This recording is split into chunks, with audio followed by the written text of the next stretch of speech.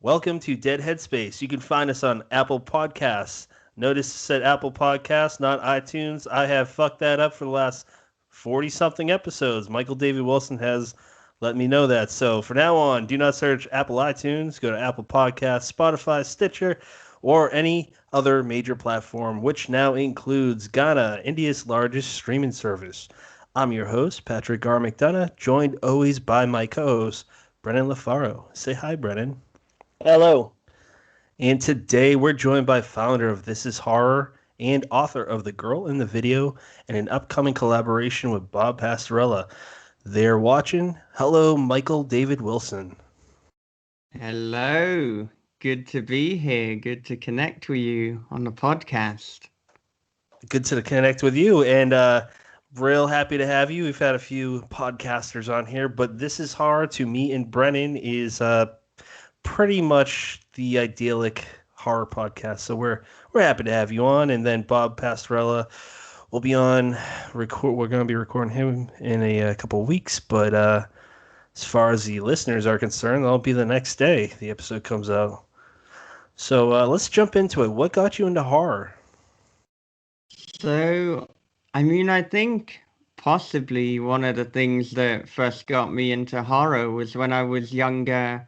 My grandmother would read me these ghost stories. I think I can't have been more than 5 years old, so possibly you could question the ethics of that. But nonetheless, when I went over to stay with her, she would tell me different ghost stories. There'd be a combination of fiction and then supposedly non-fiction and like real life happenings in places like York in the UK, which is a very historic town with a lot of ghostly tales. I mean, so much so that they have a ghost tour that you can go on. So she'd tell me about these places where the Roman soldiers had used to march through the towns, but then there was this pub, and how it had been built, the pavement is now higher, so you'd only see half of their body like marching through the basement of the pub.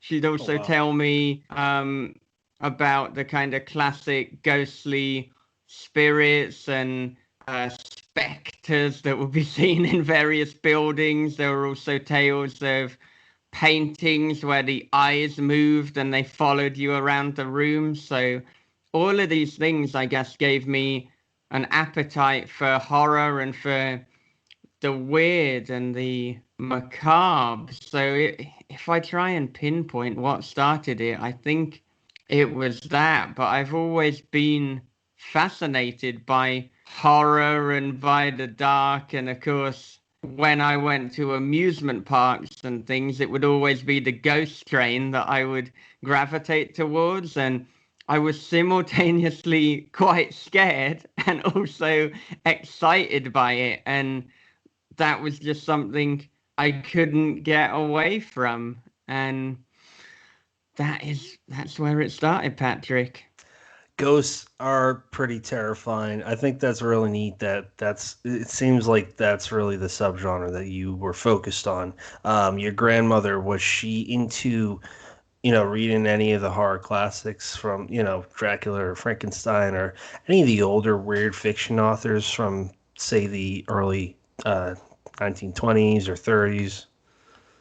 So, I wouldn't at the moment classify my grandmother as like a particularly huge horror fan. So, if I think about people like Stephen King and Clive Barker, who a lot of us gravitated towards, that wasn't the kind of fiction that she was interested in. But I do know that she really liked The Woman in Black and the stage play as well. So I think the more gothic fiction and perhaps even things by the likes of Shirley Jackson would be the kind of things that she would enjoy. But typically both my grandparents and my mother were wide readers. They were interested in literature and in classics and things like Jane Eyre and Pride and Prejudice and Shakespeare. I watched a lot of Shakespeare adaptations at my grandparents' house.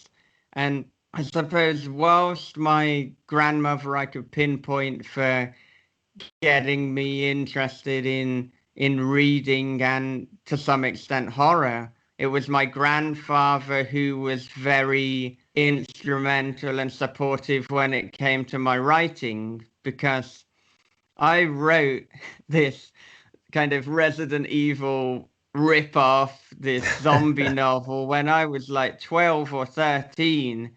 And I don't know how many words it was, but we were talking over 100 pages. Now, there's a possibility that I made the font bigger and was like, well, here's a little trick. We can we can do it this way. But I gave him this novel, as I called it, to critique, and he properly gave me line edits on it. He read it multiple times, and looking back, I mean, it was probably dreadful. This was like a 12, 13-year-old writing a Resident Evil ripoff, but for him to encourage me like that, I mean, it kind of set things rolling, and then I went to like different writers retreats for young people, and yeah, I mean, I've been writing most of my life, really, telling stories. I remember when I was 9 years old and in primary school, a year had to read like a story that we'd written to like the lowest year, to reception, who were 4 and 5 years old. And so I did that as well. It was a illustrated Jack and the Beanstalk ripoff. It was called something like Jack, or possibly James and the Chocolate Tree. And as I spoke about on Ladies of the Fright, there's quite a twist ending on that one, if you want me to talk about that story I wrote at 9. So I you know what, I will let the readers, if that gets released someday, experience that for themselves. You never know. You never know. Future Del Rey book. Yeah. But I gotta say, I'm a little bit in awe of what a terrific answer we got out of what pretty much amounts to Patrick asking what got your grandparents into horror. I think that's the first time we've asked that question of a guest before. I don't know that I expected much, but we somehow got writing journey out of that. Fantastic. Wonderful. Yeah. So, stretching from 9 years old, what kind of led you into thinking this was something you wanted to do as a career, or at least as a portion of a career? It's an interesting question, and perhaps a difficult one in some sense. I mean, I think I've always wanted to have a career that involved writing.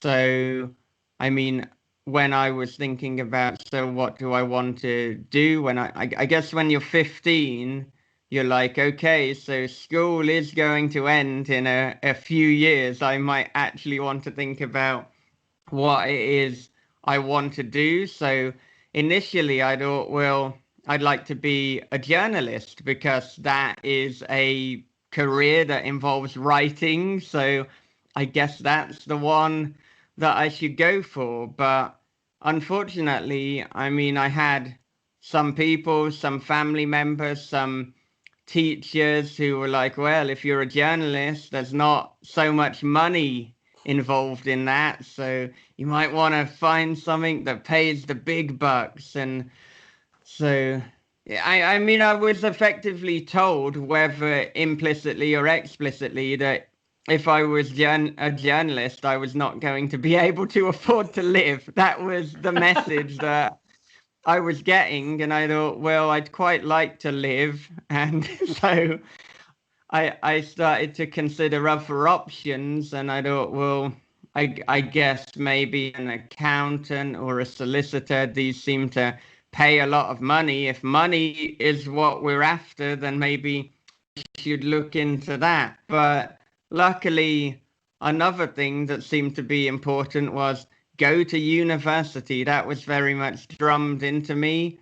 And so I did. I initially started doing a philosophy course. And so I've always been into writing, but there's been little stretches of my life where it's like maybe I'll deviate a little bit away from writing, almost like test it out, see if I can live without writing. But then early into the philosophy course, it was like this is really interesting, but I wish I was doing a creative writing degree. And so then I met with the professors at Warwick University, which is where I was doing philosophy, about potentially transferring to English literature and creative writing. And a successful meeting later, they were like, yes, you can. And so initially, I was going to go from first year of philosophy to second year of English and creative writing, but then that deal had kind of been done behind the back of the actual director of the program, and it's a very prestigious program. And because the deal had been done, he couldn't rescind it, but I did have a meeting with him saying, you know, like he kind of felt that it might be good if I started from year one, because there's a lot in this course. It's very prestigious. It's not great to jump to year two. And I said that I'd be more than happy to do that and to prove to him that this is something I'm serious about.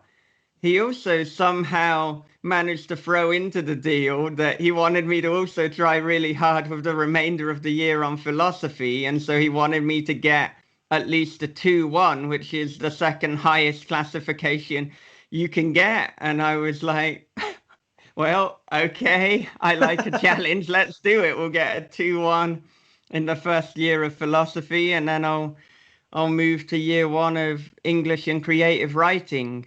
And so that is what I did. And then after graduating, so I graduated at a time similar probably to both of you, where we'd been told that we could be rock stars, we could be astronauts, we could be anything we wanted. We just had to work hard, and then the job would be presented to us. Yeah, and then the fucking economy crashed. So it's like, I'm sorry, bad news. So that plan that we had, you can't do that anymore. There's no money. So about you working really hard. Yeah. Well done you, but sorry. So then I went into just an office admin job, because at that point it's like, oh, I've graduated, I need money, there are no jobs. So I just wound up working for a housing association, doing some admin, doing some Excel spreadsheets, sending out some letters to people saying like, you're behind on your rent, we need some money. So that was at least you were writing. Satisfying job. It's like going after. Yeah, at least I was writing something. But yeah, like going after people who can't pay their rent. What a lovely and fulfilling job that I jumped into. So pretty soon into that, I was thinking, well, you know, I didn't work really hard at school and university to just like get the standard admin job that I could have got just straight out of high school without any A levels. So then I thought I might as well have a little look at what will pay money, what will actually, you know, allow me to do well for myself and to take advantage of the fact that I have this degree. And then I found out, well, you could do a graduate diploma in law, which is effectively a 1-year course to get on the way to becoming a lawyer. And I thought, yeah, well, that pays a lot of money, so I will do that. And so then I did do that. And then about halfway through, I was like, fucking hate law. Why am I doing this? And it was a very expensive lesson, and it's almost simultaneously one of the best and one of the worst things that I've done. It was the worst in the sense that, oh, that's a lot of money that you're now in debt for, which, I mean, I've now paid off, but it took about 10 years to pay off the bloody thing. And then it was one of the best things because I realized, okay, pursuing the money doesn't work. That's not what you can do. So you have to pursue the passion and you have to pursue what you actually like. And it was at that point that I was like, right, I'm committed to writing and publishing and to just doing what I always wanted to do. And actually, now that I'm older and I've done the maths and I know how much it costs to live, you can fucking earn a living as a journalist. You can earn a living writing.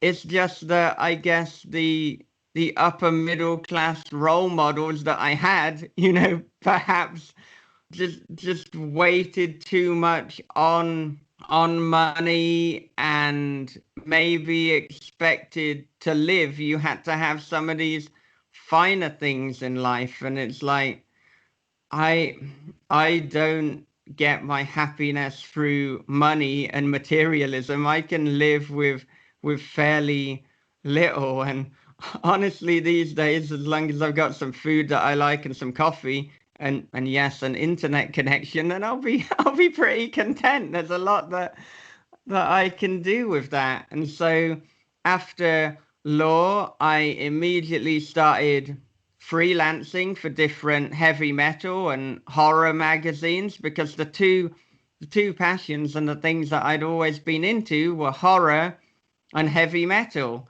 And I got an internship for the extreme metal magazine Terrorizer. I ended up working for them for a little bit. The internship, then some freelancing. I got to do some cool things like meet up with Vinnie Paul of Pantera and interview him. I got to interview Orange Goblin, loads of interesting things. And then simultaneously, I started freelancing for the UK horror magazine Scream, which I think have been around for a number of years now, but I started freelancing for them from something like issue 2 or issue 3. Oh, wow. So this is very early on into that. And what I started doing was I was interviewing horror writers, and so people like David Moody and Adam Neville. And actually, that's how I really got into the UK and American and indeed globally the horror scene through doing this for Scream, because at Warwick and doing creative writing, I guess I'd paid less attention to horror at that time, mostly because there were some professors that were trying to steer me away from horror, which obviously that hasn't panned out too well for you, has it? So bad luck. And so then I kind of had a little look at who are the main names within the British horror scene, and I interviewed them in person, but then realized there was much more appetite for that than there were pages that Scream were prepared to fill with my interviews, because it was a horror magazine predominantly for movies. It wasn't Michael David Wilson's like interviewing horror writers magazine. That would have been a different thing, but there was the demand for that. So I started up the website Read Horror, which quickly became This Is Horror. And I mean, you know a little bit more about the story from there. So we had the website, the awards, a few years later, the podcast, publishing, and always at the back, in the background, I was writing, and that was still a concern. So in fact, the original question, which you probably asked about half an hour ago at this stage, was about the career. So as well as doing all these freelancing things, I started looking at how I could work with my writing. So I got a job in digital marketing, which it's not quite publishing or writing, but it felt tangential because there is some writing involved, marketing does have that skill set. And then from there, I got an internship with Rebellion Publishing, who like own 2000 AD with Judge Dredd and a load of graphic novels, and they also own Solaris and Abaddon Books in the UK. And from the internship, I then got a job with them, which I kept all the way up until deciding I wanted to go to Japan, which was a pretty good reason to leave a publishing job. And so then, as I was saying, with the writing, it was always something I was doing. And then it was in 2016, I thought, I'm going to take this seriously, because I felt that I'd always been working on stories in the background, but there wasn't a seriousness to it. There wasn't the routine, or I wasn't as prolific as I wanted to be and as I am now. So as somebody who is up for a challenge, I said, okay, you've got Wilson the writer in your Twitter handle and in all sorts of handles. So you've got to prove that you're Wilson the writer, or you can get rid of that handle, or maybe you can change it to Wilson the non-fiction writer, because admittedly you are doing that, but it's not got as much of a ring to it. So then I started the 1 story per week challenge. I said, okay, if you can write 1 story per week for an entire year, I suppose you're a writer. Oh my God. So I said to myself, okay, I will do that. And then I did it. And I haven't really stopped writing since then. There's the girl in the video that came out earlier this year. There's They're Watching, which is out for Halloween. House of Bad Memories is coming out in March of next year via Grindhouse Press. There's a number of other novels and novellas that I'm either working on or have ready to go. So yeah, I guess I didn't mess about when I said it's time to prove that you're a writer. But I think a lot of people do this. They decide that writing almost, it means too much for you, that you're almost paralyzed. Because when I started out the podcast, the stakes weren't as high. I didn't put my identity on being a podcaster, but I kind of had tied up my identity in being a writer. So to fail was to almost fail at being me, and to make me have to ask some fundamental questions like, who am I?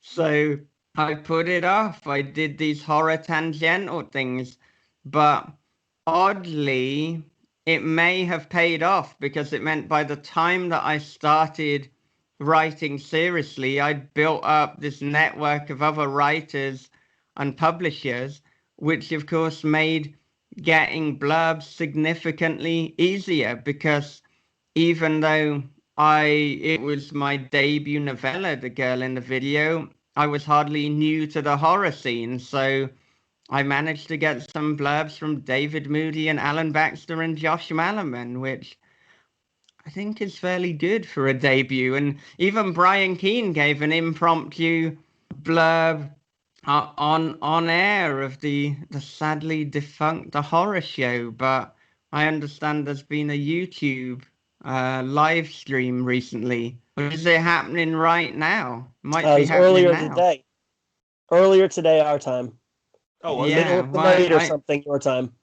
Wait, was Yeah, it really? I need to watch that. There's gonna be a replay, but I'm glad that even though The Horror Show as a podcast does not exist, that it will still exist in some form. And I mean, Brian said that he's going to continue doing the interviews, but in a video cast format. But anyway, Brian, this isn't about you. This is about me today. So Wait, Brian. let's get back Brian to knows it. who we are. You what? Sure, why not? I said, wait, Brian. You know Brian knows who you are, and you're just Just wanted being to hear you humble. say it. Yeah, you just Excuse you're me, stop trying doing to this, please. get elevated on air. I'm onto your games. I'm not like someone like Glenn Parker who you can manipulate to say things to compliment you. Those I'll call Australians you are so out, Patrick. fucking stupid and easy to play off. If I'm honest, I'm amazed at how little money he accepted to say that you weren't a real person. I thought we were going to have to pay him at least $50. He did it for $7. Yeah. I thought That you were. sounds like Glenn. I really thought when you, for audio listeners, we were talking on video as well. I thought, Michael, when you came on video, you were going to be Max Booth in a Hello Kitty mask. Yeah. Yeah.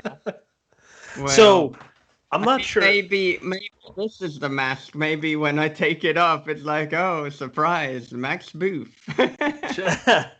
I'm not sure how to reply to that. How to reply to all that. That was like a 15-minute. It was awesome. Oh, I got that one. Michael, you covered everything we wanted to talk about. Thank you for joining us. It's been very nice. All right. Thank you, Michael, for joining us on This is Dead Headspace. Okay, thank you. Connect with me at Wilson the Writer. And until next time, have a great day. Patrick, Good did you almost get the name of our show there? No, Did Brennan, you we're almost done. call it This is Horror? You Brennan. almost called it This is Horror, didn't you? No, Brennan, we're done. Just shut the fuck up. We're done. Yeah. All right, go with your question, man. That's not. This joke is done. Okay. So, in all seriousness, I really liked how, multiple times you touched on how your journey to the big time it just kept coming down to, or at least the different stops on the journey kept coming down to money. And I think that's such a big touchstone of our generation is we're kind of brought up, with that you can be anything attitude, but almost kind of swept under the rug, but don't be artists or musicians because you're going to be playing on a street corner. You can be anything, but really focus on this direction and just kind of make sure that you end up in a position that pays the bills. Make sure that you can take care of yourself and your family. But you're right, you have to have passion for what you do. And I love the way you kind of flipped that on its head. You established your theme early on and you flipped it on its head. Great storyteller stuff. You should do this for a living. So kind of picking up midway through your answer to that question, when you started This is Horror, and it sounded to me, forgive me if I'm wrong, but that it originally started as an avenue for you to write articles and things like that. So what made you say podcasting is the way to go next? Okay, so with the podcast, it came about for a number of reasons. So one of the reasons was I was a great podcast fan, but there didn't quite seem to be a podcast doing exactly what I wanted to hear, because I wanted to hear conversations with horror authors. And there were 3 podcasts that were almost filling that, but weren't quite. There was Horror, etc., who are now defunct, but they were an amazing podcast that really went in depth with horror. It was mostly movies. There was also Booked Podcast, who are very much still going. They've got over 500 episodes, and they were interviewing people and they were reviewing books, but they did sometimes cover horror, but it was a broader spectrum of horror and noir and crime and thriller and all good stuff. But I wanted something that was specifically focusing on horror. And then there was the Geek's Guide to the Galaxy, and their conversations were fantastic and perhaps nearest to what I wanted to be doing, but they were more science fiction and fantasy. There was occasionally horror or horror tangential, but it was very much an SF and fantasy thing. I mean, you can kind of tell from the name, The Geek's Guide to the Galaxy, and from the cover art, and even from the people involved, it was SF and fantasy. So that was one of the reasons. And I should say as well, most of the times why I do something is because I want to see it in the world and it's not happening. So when I was freelancing with heavy metal magazines and horror, I arguably liked them equally, but there were enough heavy metal magazines and heavy metal websites, but there wasn't really a horror fiction website. So that's ultimately why This Is Horror came to be. But the other reason specifically for podcasting was I kind of had a fear of public speaking. And so I thought I want to defeat that fear. And I like doing these fear setting exercises very much in the spirit of Tim Ferriss, who talks about confronting your fears. And I thought, well, if I were to start a podcast and I were to do some public speaking and I were to become a teacher, I probably wouldn't be afraid of like public speaking anymore. Now, I'm not necessarily recommending that route to people, but it was what worked for me. And so I hosted a horror event at the Warwick Arts Centre in this big conference room with Gary McMahon, David Moody, Adam Neville. That was terrifying, but I managed to handle it and to do okay with that. And then I started the podcast, and then I became a teacher, and yeah, public speaking isn't so much of an issue for me anymore. I mean, it's only an issue in a normal sense that if you've got a big important speech, then most people are gonna feel a little bit of trepidation. But before it was like a proper fear. So I confronted it, and here we are. So yeah, those were the reasons for the podcast, a combination of there being a demand, me wanting to see it, and me confronting my fear of public speaking. So I listened to the first episode a while ago, and that was you, Dan, and I think there was a third person, wasn't there? You think correctly. I don't remember who it was though. Wow. Would you like me to tell you? I would. Okay. His name. I'm just being deliberately fucking awkward to interview. There's no real need for. Maybe it's just like the coffee is now half gone. My first coffee of the day, so I'm waking up and getting into that mode I was in with ink ice. I'm just being a fucker. But yeah, it's a guy called John Costello, and he's a musician probably first and foremost, an electronic artist, and he was a lecturer at Warwick doing screenwriting, but I didn't know him through the program that I was on, because this program he did was completely separate, and he did it alongside the author Joseph DeLacy. So I got to meet Joseph first. It was actually the Warwick Arts Centre event I just told you about with Adam Neville, David Moody, and Gary McMahon. John Costello came along to it, and that's how me and John got to know each other. We got on very well. We lived ridiculously close to each other in Coventry at the time. Like, you could walk 10 minutes to each other's house. So all of the episodes that he's on, that's in person. So it's me and John in person, and then Dan via Skype. But I mean, John just didn't have the time to commit as frequently as I wanted to put out episodes. So I mean, he could only seemingly turn up every month or so.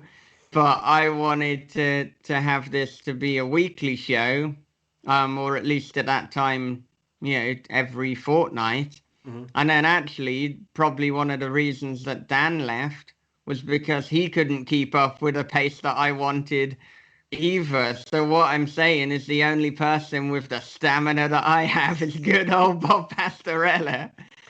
And Dan also left because he was expecting his first child, or his wife was expecting the child. Dan didn't give birth himself, but I'm he not really sure how expected a that child works. to turn up, and 9 months later it did materialize. And he for some bizarre reason decided to prioritize looking after his kid rather than hosting the This Is Horror podcast. It's something that I personally couldn't relate to, but I that's can't what he either. Absolutely decided to shameful. do. Yeah, I don't get it. Yeah, I think he should be ashamed, actually. And if he's listening to this, I hope, sometimes I ask about regrets or what you would do differently, or maybe what advice you would give to your 18-year-old self. And I hope Dan would say, with absolute utmost seriousness, I would say, when you have a kid, do not abandon the podcast.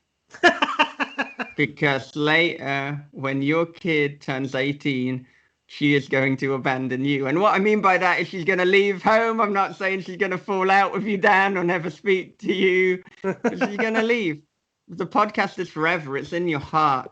So stay with it, Dan. I do have So a was that I was going to say, was that a question on Bob's job interview? Like, if we are talking to Alan Baxter and and your wife goes into labor, what is your priority? What do you do? And he had to answer correctly that I call her a cab and we get Alan on the phone. That is actually exactly what he said. I think maybe you've been eavesdropping in the interview process, but that was a question. There was also a very rigorous stamina test, which, I mean, Bob passed with flying colors. So that was pretty much the process. And then after, I was like, oh, by the way, do you like horror fiction? And he's like, yeah, it's all right. He's I like, don't okay, yeah. I don't Seems really like you're qualified. I don't really like Bob. He's bald, so don't trust Yeah, him. yeah. It is weird when people are follically challenged. You do have to think, well, if you're missing your hair, what else are you missing? A Yeah, lot. you It's gotta so gotta be much. careful. So as Yeah. far so as far as your podcast goes, do you and Bob ever talk about like where you see this in the future? Do you see 5 years, or are you just taking it 1 year at a time? Well, we do talk about the future, and we do think about the future. And I mean, periodically we'll kind of have a meeting where we'll talk about an action plan. But I mean, very broadly speaking, it is to get more listeners, to grow the Patreon, to basically to grow all the metrics, for all the numbers to eventually go up. And then there's also a number of guests that we would like to get on the show. But of course, as it grows, as the audience grows, then there's more chance of getting those dream guests anyway. I mean, as you know, at the start of this month when we're recording, so September, I spoke with Chuck Palahniuk, Yep. who's a top 3 dream guest. So that was surreal. And actually having had that happen, it really does make me feel like, that there's almost no limit to who I can get on the show if I work hard and if I stick at this, which obviously I am doing. This is, I mean, at the moment, a lifelong concern. So there's going to be a great deal of episodes of This Is Horror. But I've spoken a little bit off air to you about metrics and things. So I think the only thing you should ever be doing is trying to compete with yourself. And so looking at your numbers, and are your numbers going up? But I think as well, it's important to take a very, very long-term view to this. So if last month you had way more downloads than the month before, that's too short term. You can't get upset with yourself. So typically I'll look at it on a year to year basis. And for some reason I've noticed that there are some months that historically perform less well than other months, and I don't know exactly why that is. So for example, one of them is March. So why all the hate? Why are people not listening as much in March? I don't know what's going on there. But August and September seem to do pretty well. It of course depends on who you have on the show. If I get someone like Chuck Palahniuk who has over, wow, I think he has like over 500,000 Twitter followers. Yeah, he You're does. going to have your numbers jump up. So you can't be upset if the next month you're not averaging as much because you didn't have Chuck on the show. You've got to kind of look at things in context. But I think as well, whilst I want the numbers to grow, what's more important is putting out a quality product. And what I'm most concerned with is becoming a better interviewer, putting out a better show. In terms of the quality of the show, getting better equipment, having better practices. But obviously, things like that, there is an upper limit. I mean, if you've got the best microphone at that point, or you're in a studio, then that is as good as it's going to get. But I think as well, there are diminishing returns. You know, as long as you've got sound that is decent, is it worth then spending £500 on the best microphone? Probably not, when you're one that's like 1 or 200 is going to do the job just fine. So it's looking at where to concentrate your energies. So at the moment, I'm concentrating on the art of the conversation, asking better questions, being a better listener. And this is something that I recently spoke with Bob about, because it's very weird, because what we're doing with This Is Horror is we have something that's halfway between an interview and a conversation. It's almost like a simulated conversation because you're getting information, but you can't dominate because you're the interviewer. You're almost like, well, you are a literal host and almost a metaphorical host as well, like feeding the questions to give the energy to the recipient and to the guest, the person that you're chatting with.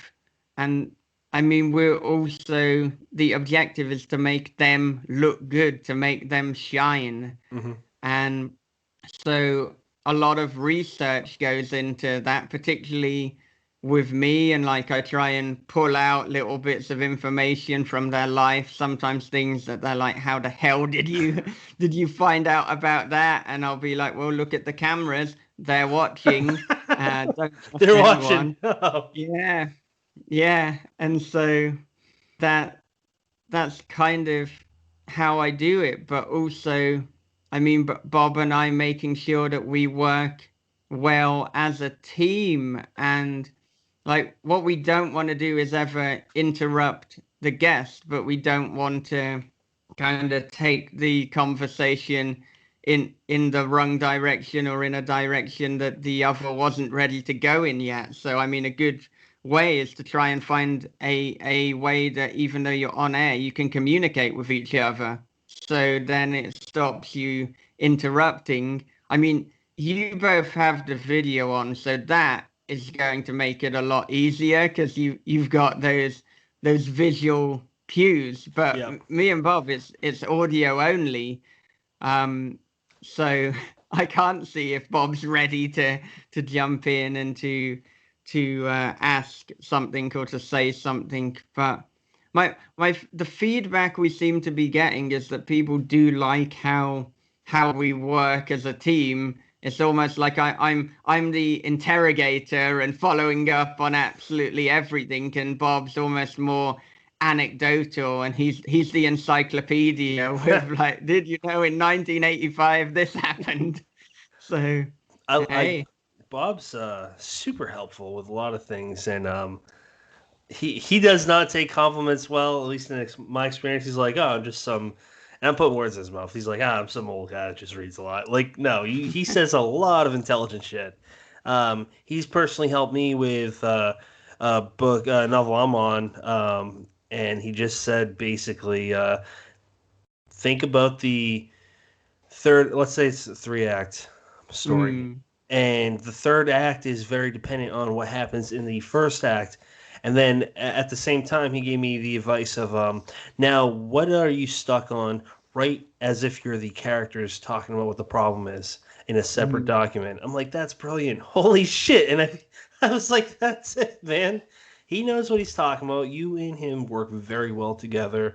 Brendan and I have talked separately, I mean, off air, separately from talking to you, that you guys are what we would like to end up being like. You guys are very much so the idyllic, the idol situation of podcasts and horror. And I think you're doing a good job. But Brendan, enough of my rambling. Why don't you take over? I was interested to see where you were going with the idol thing. I didn't know if you were going to tell him that you have a small golden statue of him in your closet that you pray to. No, did you want to bring that up? It's made of gum. It's like Helga G. Pataki and Arnold. I thought it was really interesting what you said about how one of the reasons you started the podcast was to become a better public speaker.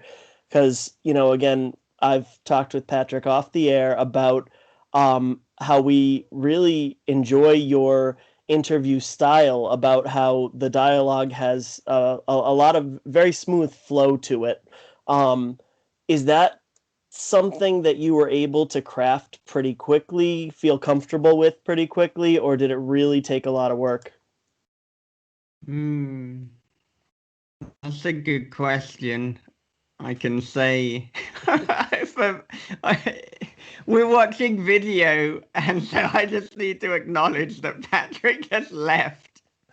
Since he's not here to hear us talk about him, he doesn't always drink on the air because he can't always hold a coherent thought, as longtime listeners will know from the episodes that he announces that he's drinking on the show. He also can't hold his bladder, so he's run off to the little boys' room. And he's going to be so thrilled that I told everybody. Yeah, well, it's my fault for acknowledging it, but it was amusing because he almost seemed to run like oh God, you need to go that much anyway. Maybe this will be edited out, but it probably won't, because I've heard some bits with you, particularly when you spoke to Max Booth, and I think there was an acknowledgement that you might edit something, and it didn't. So this is going in. We're live, motherfuckers, and here I'm not writing down the time. That means no. Yeah. Nobody's keeping track of it. He's back. Hey Patrick. So I acknowledge to everyone that you just backed off for a bit, but don't worry, I haven't answered the question yet. So you get to hear it. That's what you get for being unprofessional and leaving. I text Brendan. I know I've pissed you off. Right on the time, because we literally just talked about you going to the bathroom the entire time you were gone. Yeah, so I text Brendan. Patrick takes a pee break at 9:43. Yep. Nice. Okay. So I've forgotten. Do you remember it? Hang on. What the fuck did you ask me? Anything? It was a good question. I remember that. Hang on. Did it take me a long time to basically have these organic conversations and get that skill going? Yeah. Okay. Let me take a moment to could have rephrased it. Not find it funny that Patrick left for a bit. I don't even know why I find that so funny. It's not that amusing. What's that you're drinking? Yeah, I think it has. There you go. Polar beverage seltzer water, cranberry lime. I think it has to do with the fact that he doesn't disappear off the side of the screen, but you get to see him stand up and run away. Yeah. Anyway, so what was the question? I think. Well, if you listen to my answer, you can work it out. No, the question. I'll wait until the was, episode airs. The question was whether it came quite naturally for me to have these organic conversations, or whether it was something that I had to work on. That's a good question. Yeah.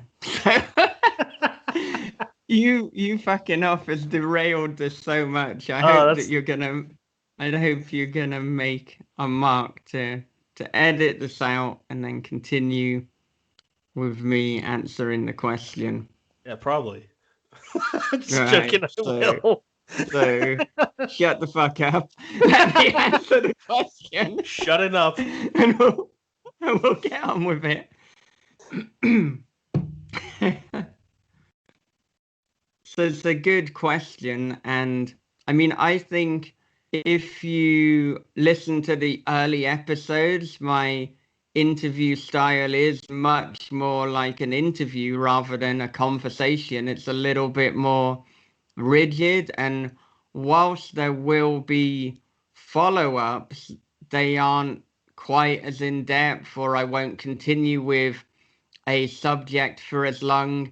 And I think as well, I wouldn't go to the really, really dark places. So if somebody mentioned losing a loved one or battling with mental health issues and things, I would be respectful and listen to what they were saying, but then I wouldn't push it. I wouldn't ask more about it. I suppose for fear of upsetting the person, or for fear of offending them in some way.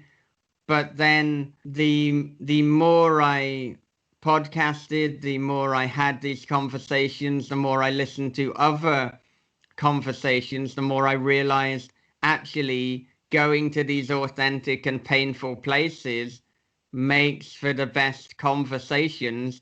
And actually, I've had guests who have said that it's strangely therapeutic. It's almost like going on This Is Horror is having some sort of therapy session.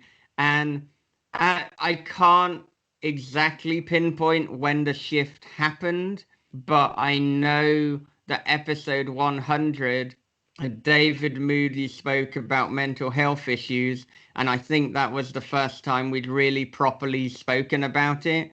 And both of us went in depth, and a lot of people really appreciated that. And they said that it's good that people are talking about it. And I know that from that moment onward, I was like, right now, no subject is off limits. And so even when there's been very uncomfortable things like Brian Keane talking about the passing of Jesus, and Steve Raznick-Tem talking about the passing of his wife and of his son, we spoke about it. And of course, the idea is to catch people looking good. We also say that if there's anything you're uncomfortable with, let us know. We can edit it out. And I think having that safety net allows people to be more authentic and to be more vulnerable, because you know that if you decide, actually, I wish I hadn't said that,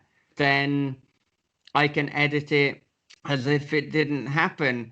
And the reality is that most of the time, people don't want it edited out. They've captured something that's very real. And so now I don't find that difficult. I'm listening very intently. I'm occasionally jotting down notes so I know what to follow up with. And I'm trying to find where's the point of interest, or what is the subject that a lot of people are going to want to find out about, but that has just been glossed over. And sometimes in reading other interviews or listening to other interviews, there will be something that someone says in passing and it's never followed up on. And it's like, right, that is being noted down. That is something we're going to talk about. And I think, yeah, I think it's good that we're getting people on again who we had in the really early episodes. So before episode 100 and definitely before episode 50, because I just know that my confidence as a podcaster has grown since then as well. And so I think as well, something that I've never said on a podcast before is that one of the reasons that I didn't like public speaking was that I didn't really like my voice.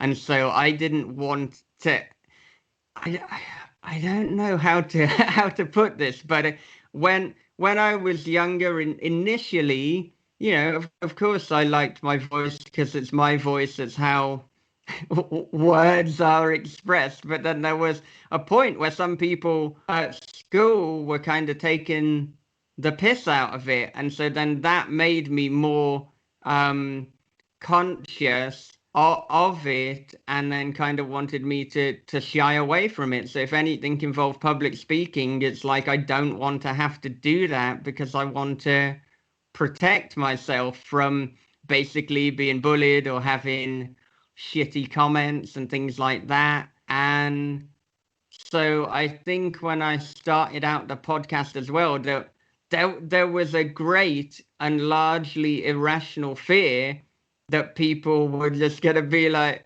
haha, he's got a stupid fucking voice, so we're not gonna listen to that. And like, but that was a genuine feeling that would happen. And I don't even 100% know what it was that I didn't like about my voice. Maybe I wanted it to be more masculine, like good old Bob Pastorella or Benjamin Percy. But there was also a shift where I started to embrace it. And I think as well, if you listen to different episodes and you listen to me now, there's literally more confidence, not just in what I say, but in the tone and the way in which I express my voice, because I think I embraced, well, like, look, if I try and sound like someone like Phil Anselmo, I'm gonna sound pretty fucking silly, but actually maybe my voice is like a little bit more gentler, so actually play off on and do that in the best possible way that you can and embrace who you are. And I think that this is a theme that, like, kind of we're going to keep coming back to, and I think that people come back to in all sorts of good conversations, which is to embrace what is and who is authentically you. And so I think the confidence in both who I was and the questions that I was asking really led to a better product. And I've never said this as well, but sometimes, like, my fear of how I sounded was like it was going to put people off so much that I said to Dan Howarth, do you think you'd be better off introducing the show? Because I didn't want people to hear me as the first voice and think, oh, fuck that. Like, I don't, as I say, completely irrational, but at the same time, this did come from people being shitty at school. So it wasn't like I invented it. But yeah, I mean, if you think about how people were at school, like, children and adults do not always act the same. So, that's not a reasonable way to be. So hopefully that go on, Patrick. I'm gonna piggyback on what you're saying about being, essentially bullied, and your voice. Like, I feel like I still have a lisp. I went to speech therapy in school, in grammar school. So it was when I was like, I don't know, 9 or 10. Kids were dicks about it, and it was a big deal. And I still feel like I have it. So some shit just doesn't leave the back of your mind. It's like, they're making fun of it. Wait, how did you say that word? Which kind of ties into they're watching your upcoming collaboration with, and I actually didn't mean to do that deliberately. That kind of just bled in accidentally. Patrick, real quick, before you move Brennan, away to don't that, you ever embarrass me in front of Michael again. I'm going to do it 5 more times just All this right, man. episode. I'm literally keeping a tally right now. Go ahead. What's kind of funny about that is I made a note, Another bully. When Jesus Christ, man. Sorry. Go ahead. Don't you fucking interrupt me again. I made a note, when we moved on to talking about This Is Horror to, generally the question of why did you decide to do it is going to come up anyway. But Yeah. I was interested, especially because when I started listening, and that was the first horror fiction related podcast I ever stumbled across, I remember your voice being so distinct, and I almost had a theory that this guy started this podcast because this is the perfect voice to introduce a horror podcast. It like I hear you come in and welcome your audience, and I almost expect to hear like this thunder crash in the background, this like 1930s cinema sound effect. It has that like perfect quality to it. So it's very interesting to me that you struggled with it. And I don't know if interesting is the right word. I'm certainly not there goes my train of thought. I think it's a good word. It's a good word. I find it interesting that that's something you struggled with, because as a new listener, I said, this is fucking fantastic. This is absolutely perfect. This is what, it sets the tone for what you're about to hear. So I wanted to put that in before we move on to the next subject. Yeah. And I mean, like I say, this is the first time I believe that I'm like very explicitly acknowledging it on air. But I think actually I should, because also, particularly for people who think, well, it's the perfect voice for horror, and that's not the first time that I've heard someone say that, which obviously when I hear things like that, it gives me a great confidence boost. But the point is that if to some people this seems so irrational, it might make them question the things that they question about themselves and their own fears and the things that they're scared about and that they kind of perceive as a weakness. And I think I didn't want to talk about it aloud because it's almost like it made it real, or I think there was like, oh, maybe people haven't noticed that it's a bit of a weird voice. And then if I say it aloud, they're like, oh, fuck, yeah, it is. We're not listening. Fuck you. You've said it now. And it's so stupid. But yeah, like if I think about horror generally and horror history, a lot of the really famous speakers and voices have a distinct voice and a distinct style. I mean, look at Vincent Price, for example. So that's not what you call a standard voice. It's not like, oh, he's your everyday man, but it's so perfect. And so to hear other people say similar things about me is great. And to be honest, I think that is what people were taking the piss out of when I was at school, that it was just a little bit different. So there wasn't anything specific. It was just like, oh, you don't have a Midlands accent in the same way that we do. You're not sounding like you're Ozzy Osbourne. And it's like, well, no, I'm not. Sorry about that. But actually, now I'm glad that I'm not. This is how I sound, and this is, I'm embracing it for better or for worse. And from the feedback, it seems to be for better. So yeah, I appreciate you saying that to me. And yeah, luckily there's no real confidence issues anymore. And no one's ever said like, oh, fuck you. I heard you introduce it and now I'm not gonna listen. So sorry, Pat, I'm gonna squeeze in one more question before you move along.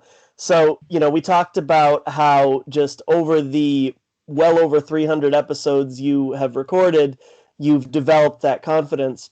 Mm-hmm. Did you find that when a guest like Chuck Palahniuk comes on, that gets shaken at all, or have you done this so often that even having a big name, you're able to just kind of do it pretty steady? Okay, so a few points off that. Now, one thing specific about Chuck that is far before him coming on is he inadvertently helped me kind of have confidence with my voice and the way that I express things, because what I did when I was trying to really kind of hone in on my style of speaking was listen to people who I think are great speakers and are eloquent, and who I'd almost like to emulate. And one thing that was perhaps a problem early on was that I was almost too rushed, and I felt like, oh, I've got to get the question out quickly. Otherwise, maybe it's dead air or people are going to get bored. So it's like, tell us about your new book, Patrick. Well, fucking hell, calm down. But Chuck, he's got such a deliberate and methodical way of speaking and pausing that I almost had confidence that I could do that as well. And I don't, when I'm listening to Chuck, it's not jarring. And so, as you can tell, this happens with me as well. But actually, it gives me time to process what I'm about to say, because otherwise something will come out and I haven't even thought about it properly. But if I'm talking a little bit more slowly, then I can actually formulate the question. So I might start a sentence and I don't know how it's going to end until I get to the conclusion. But because I've given myself these gaps, I can then end it on a reasonable note as per that sentence. But back to the question about Chuck specifically. Real quick, I'm going to interrupt you. You have made me wonder every time I hear you say "I wonder" and pause. I'm going to assume you have no idea where you're going yet.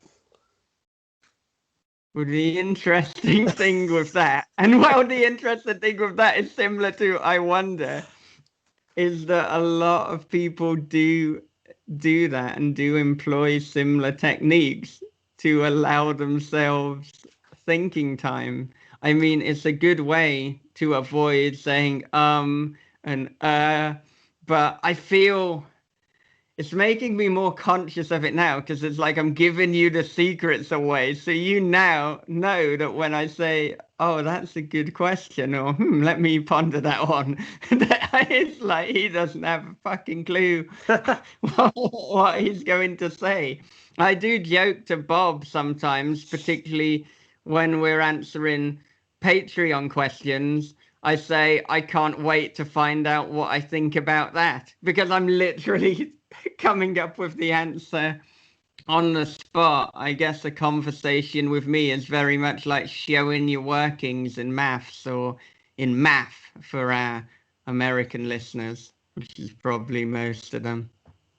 Just like hospital or the hospital or vacation, or you guys say going to hospital, and you guys say vacation way differently, and it threw me off the Well, first we time. say holiday rather than holiday. vacation. Yeah. Yeah. So let's jump to. Well, hang on a minute. I haven't answered. It's still. Oh, okay. We're still on this. My bad. Go ahead. Sorry, Michael. It's very reminiscent of what we were talking about, actually. My mistake. Hold your fucking horses. Let's not promote the new novel they're watching, which I want people to buy just yet.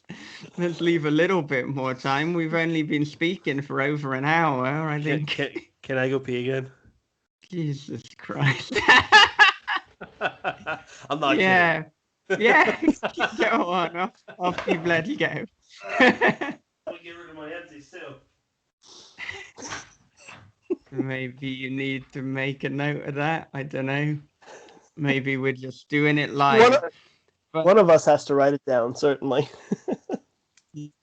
But I get far less nervous now than I used to get. But I do think when there's somebody like Chuck Palahniuk, or when there was Lawrence Block, the legendary crime writer, or even Charlene Harris or Joe R. Lansdale for the first time, Ramsey Campbell for the first time. Often these are people that I've been reading for so long that it feels like there's a lot at stake. And I think with Chuck more than anyone else, I knew that there would be.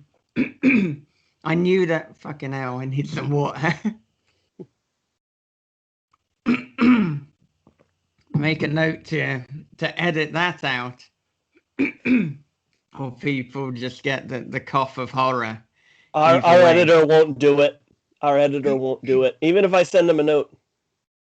Well, you better fucking do it, or your podcast is looking unprofessional. And now you've heard that on the podcast, so you're gonna edit that out? Probably not gonna edit it out. But I'm not gonna edit anything out at this point. Yeah, probably not. Anyway, when I know that the stakes are that high, there is a little bit of pressure. And I think with Chuck in particular, I really not only researched, as I always do, but I tried to read as many of his books, even rereading, so that I just had such an in-depth knowledge going in. If I'm interviewing someone who I know well, or I know from online and we've had interactions, there's probably not going to be any nerves or anything like that. I think mostly the nerves are with the unknown. So even if it's not that famous a writer, but I've had no interaction, I might not be nervous, but there's some awareness that this is a wild card. We don't know how this is going to go. And I think everyone has something that they can talk about for a long time. But as the interviewer, as the host, your job is to find out what that is. And there are occasions where I'm asking a question, getting a very quick answer, and it's like I'm just firing things. It's like, God damn it, what is the topic that is going to make you talk for a long time? And very, very occasionally, there are people who just aren't talkers. That's just not really their style or their personality. But it can make a podcast a little bit difficult. You know, if you're not much of a talker, you might want to consider whether a podcast, a talking medium, is the best way to promote your book. And now, Patrick, you can finally ask your question that you've been waiting half an hour to ask. There's going to be some notes for you to edit out me coughing. If you don't edit it out, you're going to get called unprofessional. If you don't edit this bit out, they're going to hear unprofessional again and again. That's 3 times now. So do your job. Ask the question. He drank water while you were gone. He didn't want the listeners to know that he has to drink water during a 3-hour podcast. I drank seltzer water, motherfucker. So not talking about you. Not everything is about you. Oh, my bad. Yeah. So before I get to my question, I was like that with the people of Host, the screenwriter and the 2 actresses. I don't know why. I just got crazy nervous. I just kept thinking like their movie's like the most popular horror movie at the moment, and it just kind of was like fucking with my head, I think. Did you watch that yet? No, I haven't watched that yet. That's a sensitive point because it's not out in Japan yet. But I will watch it. But I mean, you've answered your own question there. I don't even think people don't have to be really famous, but if they mean a lot to you, then you're going to get a little bit nervous because you know that Host really clicked with you. It really resonated, and so you want to make this as enjoyable a conversation and worth their time as well. Sure. I wonder if there's something to do with the fact that it was a movie and your specialism is more books. I wonder if you feel that talking to people from the movies is a little bit more of an unknown quantity, and so there's going to be more nerves surrounding that. And I've only interviewed a few directors. I mean, of course, the first was episode 1 with Jennifer Lynch, which is a pretty cool way to begin a podcast. But that I think This Is Horror is pretty well known within the fiction world, but in the movies they might not know it. So that it's going to be more interesting to see if they vibe with me. But that there will be in the future more conversations with interviewers, not with interviewers, I'm the fucking interviewer, with filmmakers and with directors. So that will be coming up. That's something we've got planned. I would think, especially since the girl in the video is optioned, or is that the correct terminology? Optioned. Yeah. So at the moment, there is interest in making it into a film. We have several parties that are interested. My manager, Ryan, has been shopping it around. So it's not optioned yet, but once the paperwork is signed, then it will be optioned. So it's kind of in the pre-option stage. And there's also hopefully going to be some interest in their watching. Ryan will be shopping that one around as well. And I believe you had a question about their watching. I want to talk about the girl in the video real quick, so we keep it in chronological order. Well, I fucked up that. I know I'm going to segue you wonderfully. That didn't happen. Because the girl in the video is still new. I know it doesn't seem like it because we are a very short spanned generation, I guess. But the girl in the video came out. The girl in the video came out this year. I listened to it on audio. Brendan listened to it on. He didn't listen to it. He read it. So I listened to it in my head. He listened to it in his head. He read it to himself in his mind. So my experience with and I don't want to fuck up his name. Who's the narrator again? R.J. Bailey. Yeah, his voice was perfect. It does not match up with his face, at least to me. It's perfect, and that was my first experience with an Audible book. Not a first time experience with an audio book, but with Audible. I really enjoyed it when he was reading from the point of view of a female.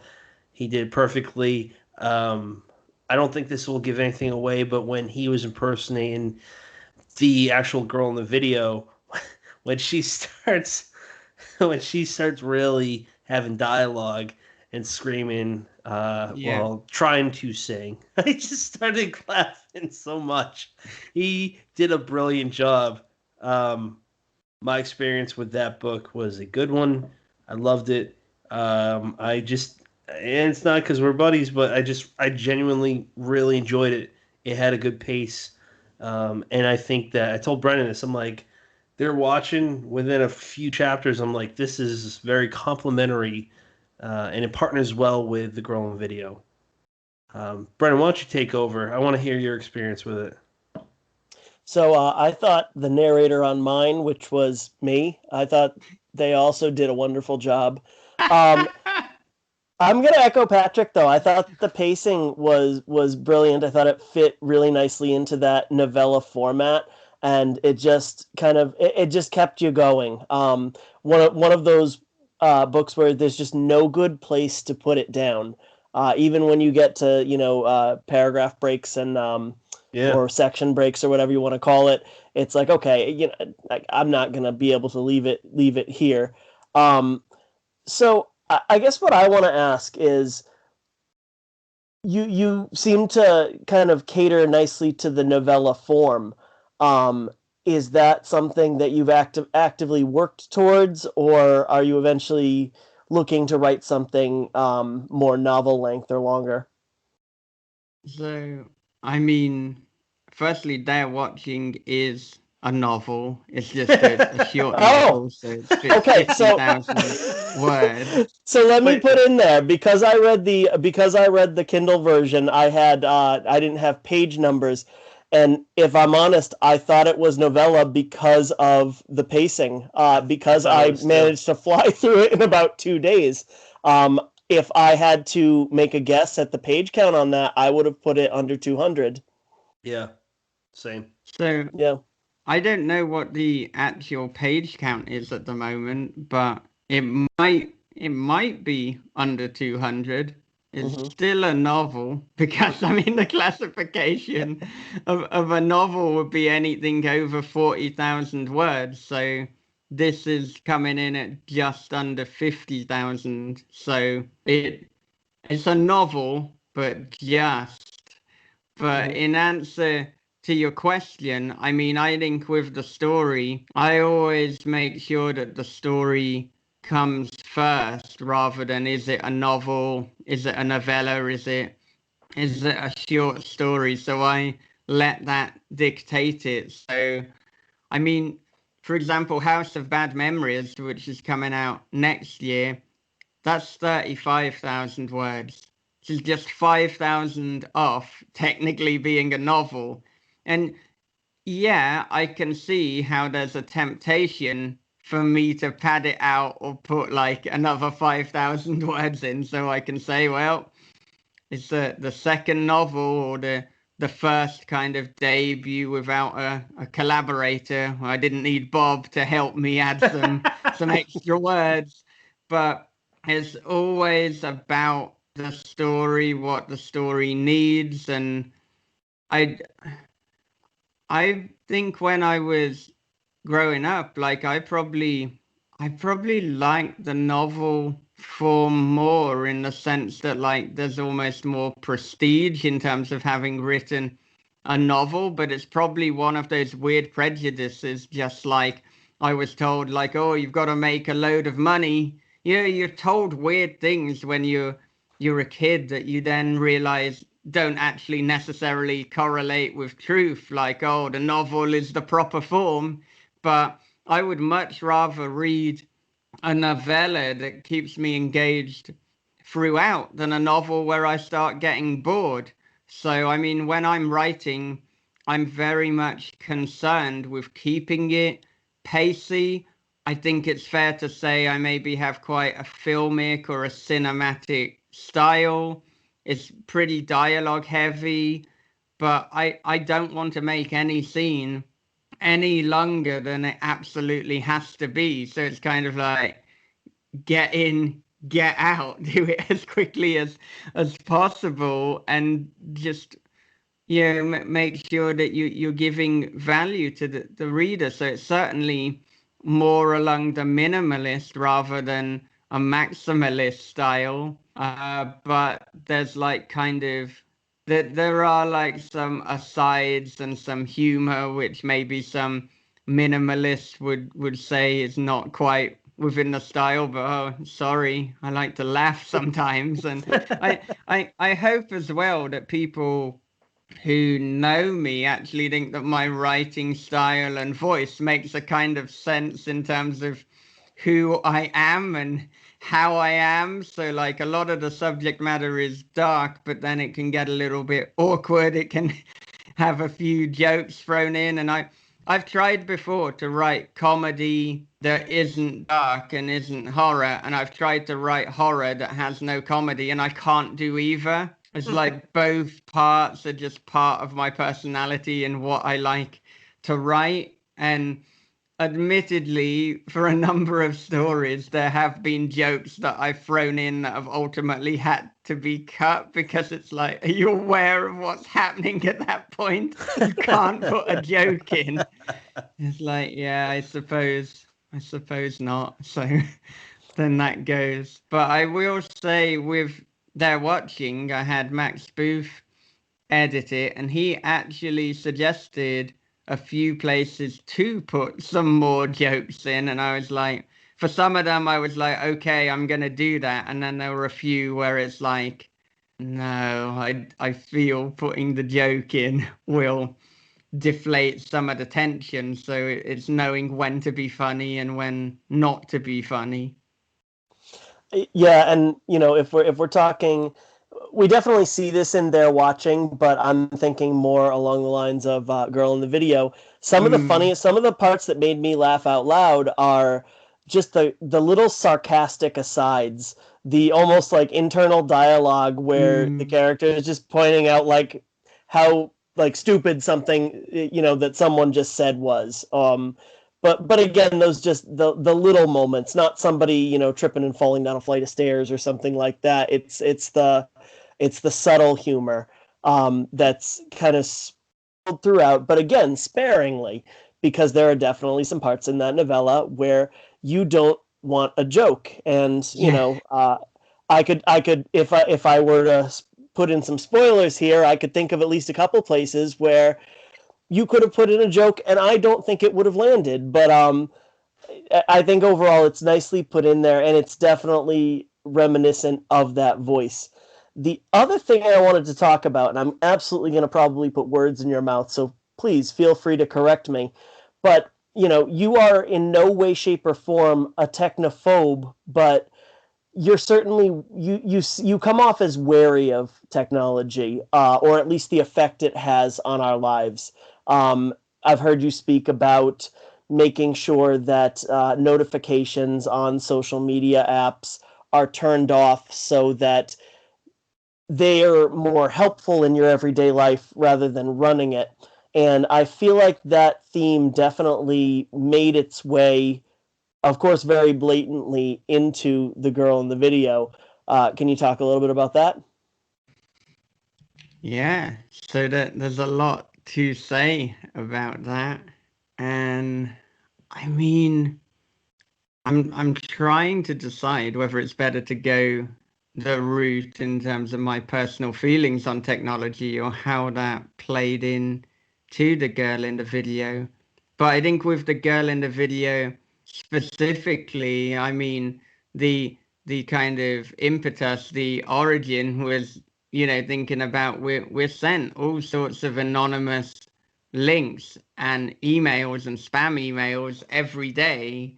And so the idea was, what would happen if you were to click the link, which you're never meant to do? And then what would happen if from there you kept making every single wrong decision and things got progressively worse and worse? But I do think, and I have said, that technology is both a force for good and a force for bad.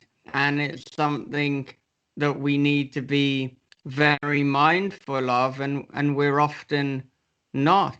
And so, I mean, I'm drawing attention to that within The Girl in the Video, and showing just how terrifying that can be if it goes wrong. And so from location tracking to people finding out information from your social media because it's not private, and spoiler alert, even if you've got private as your setting, it's not truly private. I mean, also that could just get hacked, and now suddenly that is available. We've seen things like in 2008 a load of MySpace data got breached, and you see iCloud being hacked. So nothing that is in that kind of techno sphere is truly private, and that is something we need to be conscious of.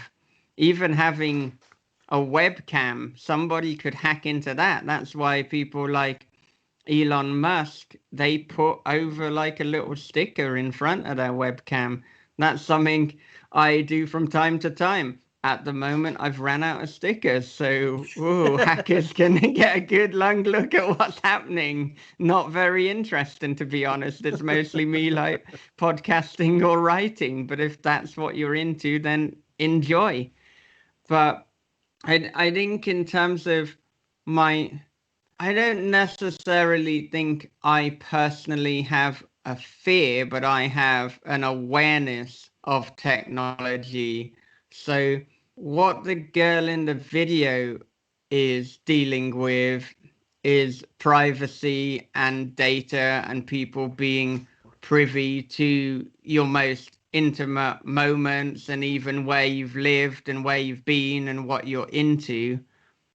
But a separate point that I think I'm actually personally more aware of, which you mentioned, is the way in which social media and apps are generated to literally rewire your brain.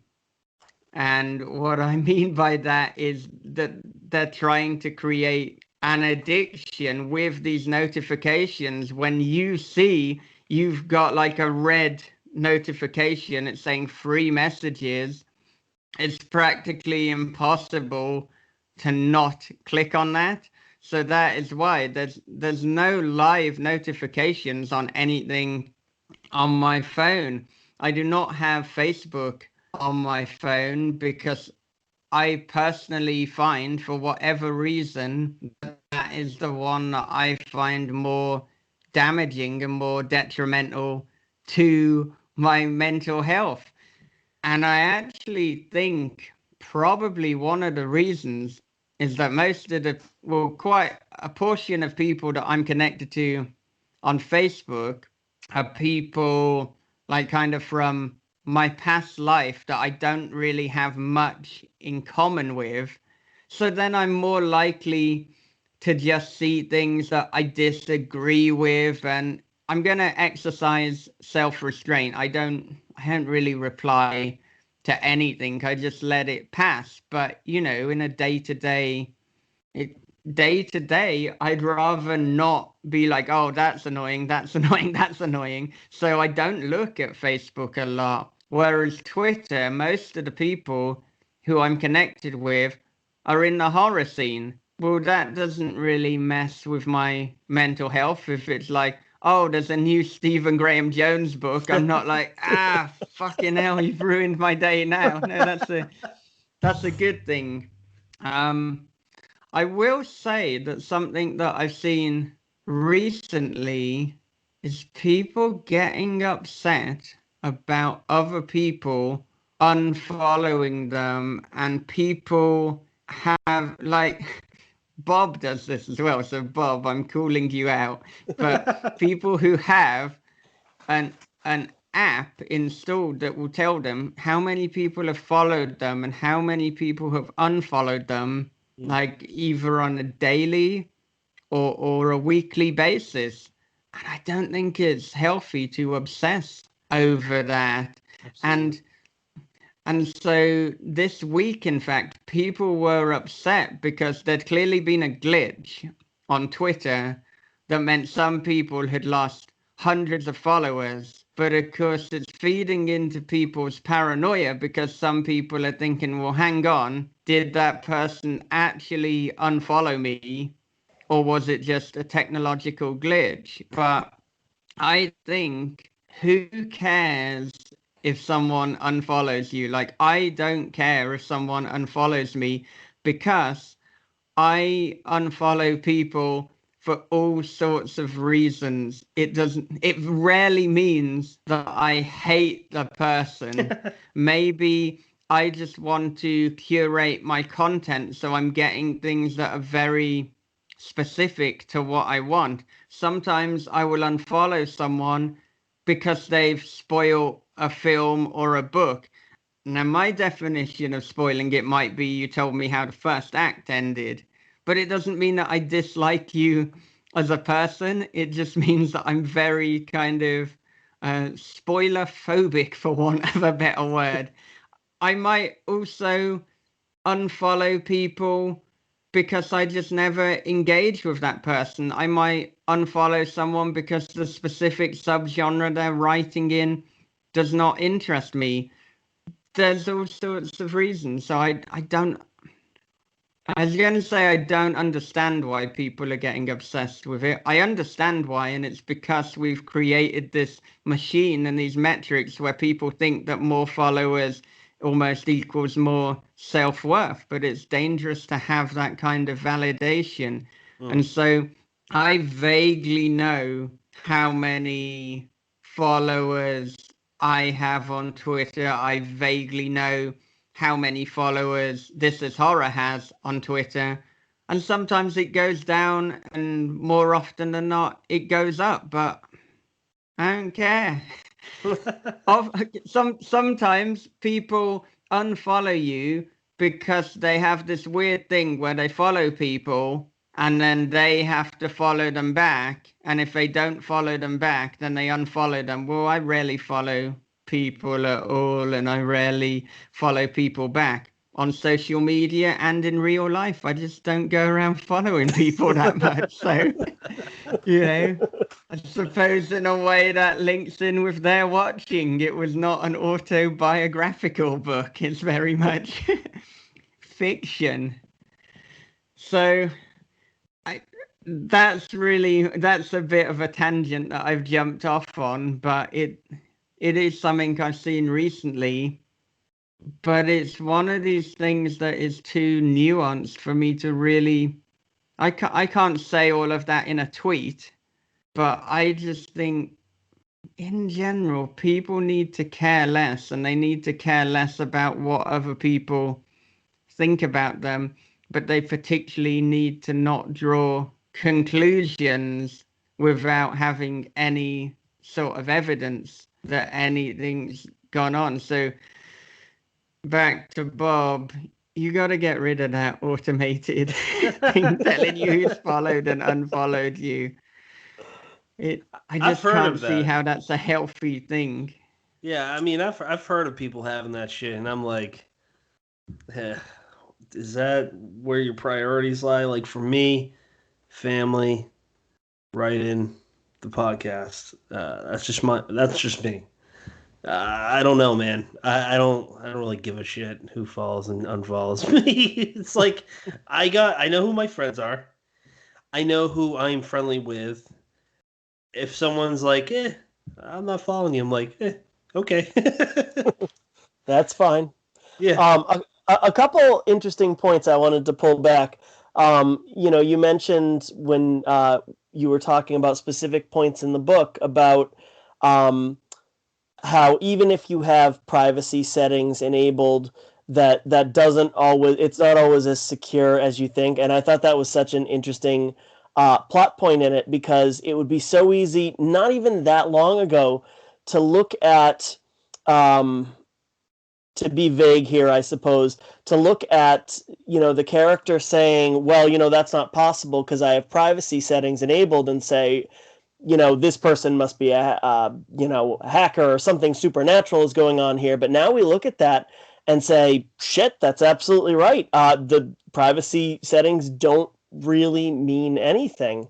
And it's that kind of real world horror that, focuses on that technology piece. The other thing that I wanted to say is, you said you personally feel like Facebook is the most damaging, and I would absolutely echo that.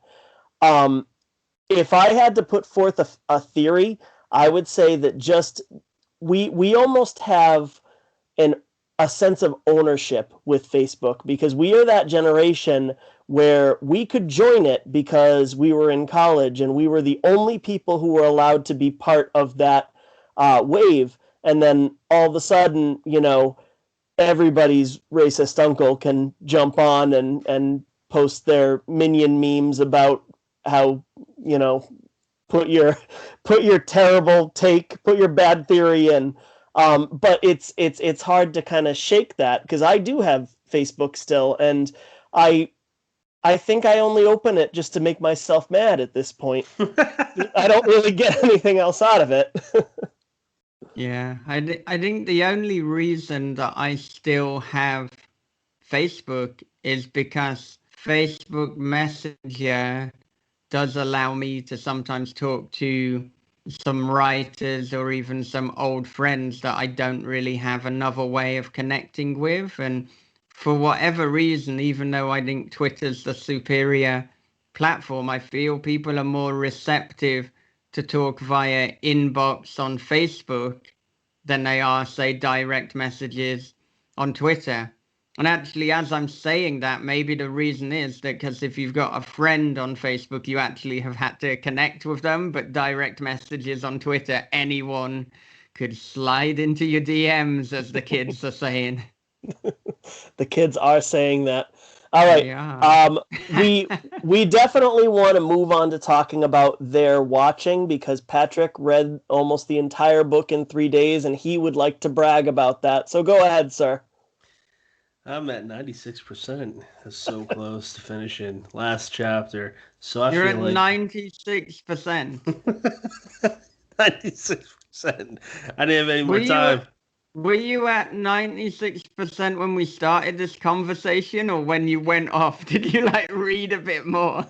No, believe it or not, when we started, Have because you just been reading it during this? no, when we started, man, I typically don't read books while I'm talking to my guests. It's Good. it's a bad practice. So this is a weird jumping off point, but you have this one character, and this doesn't spoil anything. You have this one character named Karen, and she's a total, I'll use your English term, a total cunt. Did you use Karen as the name for a particular reason? Because it's so easy to call anyone like her a Karen, or is there another reason to it? Oh, he's thinking. I'm wondering. I'm thinking whether I should answer that truthfully, is what I'm thinking. Did you expect an American to use the term cunt?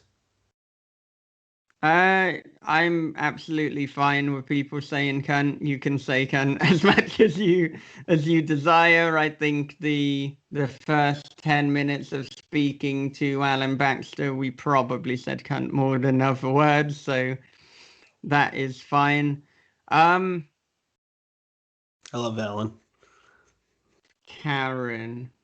No, Alan. I love Alan. I know. If you'd rather talk about Alan Baxter rather than answering the question, that's okay too. Honestly, I'd rather talk about Alan Baxter than most things, but that's just how I roll. This is the Alan Baxter special, right? This isn't Halloween. This is an Alan Baxter special to Every episode celebrate the festival is a of tribute Alan. to Baxter. Yeah. So, okay. Yes, I deliberately used the name Karen because of the connotations that people have to Karen at the moment, but I was reluctant to confirm that, because that there are some people called Karen who are not happy that is, but it seemed too easy an opportunity to pass it up to have this character who, for want of a better word, just turns their backs like a total Karen and then disappears. She's got to be called Karen. So maybe that's gonna lose me a few people called Karen who are listeners to this. But I think if I was called Karen, I'd have a sense of humor about it, because if you're not a Karen but you're called Karen, then you shouldn't be offended by it. That's so true. there you go. I love it. Well played. And just one more thing, and before I think Brendan was about to ask a question, but this really does feel like it was, and I haven't read Bob yet, Bob Pastorella. It felt like you wrote it. It feels like your voice. Not a knock on Bob. I'm curious how your collaboration process was. So I think probably the reason that it feels like that is because I went over every single sentence meticulously to make sure that it was uniform and that there was a cohesive style, because we wanted to make sure that there were not two separate voices. We wanted it to be that when you read it, you could not tell who wrote which part. And to be honest, all but one person has not been able to tell who wrote which part. The only person who knows a few bits that I wrote and this isn't even my wife, and she's read it, but Dan Howarth, because he knows like my specific humor so well, and there are some things that are so British that it's like, that was definitely you who wrote that, wasn't it? And it's like, yeah, all right, guilty as charged. But the thing is that if you see something British, you can't actually think, oh, Michael wrote that section, because sometimes Bob would put something American in and I'd change it to a British reference. So yes, I put the word in, but the whole section might have been written by Bob. But actually, at this point, we've been over it so many times that apart from very specific jokes that I made or some specific things that Bob did that really resonated with me, I can't even remember who wrote which part. And yeah, we have read this a lot of times to make sure that the voice is consistent and that it just flows as one unit. In terms of how the collaboration worked initially, we came up with a plan together. It was mostly a chapter by chapter plan, but there was wriggle room if it organically went in a different direction. So Bob would write a bit, he'd send it to me, I'd go over what he'd written to make it uniform, then I'd add my bit, then Bob would go over what I'd written to make it uniform and add his bit, and we would repeat that until we had what was the novella at the time, what is now a novel. But this has been through a lot of drafts, and unfortunately for my time, every time we kind of adjust something, I kind of have to read through the whole fucking thing to make sure that it's now consistent and that I haven't actually now contradicted that little bit that we've added in. But what you're reading now is radically different from not even the first draft, but the first "this might be finished" product, because initially it was about 20,000 words. We got rid of an entire character.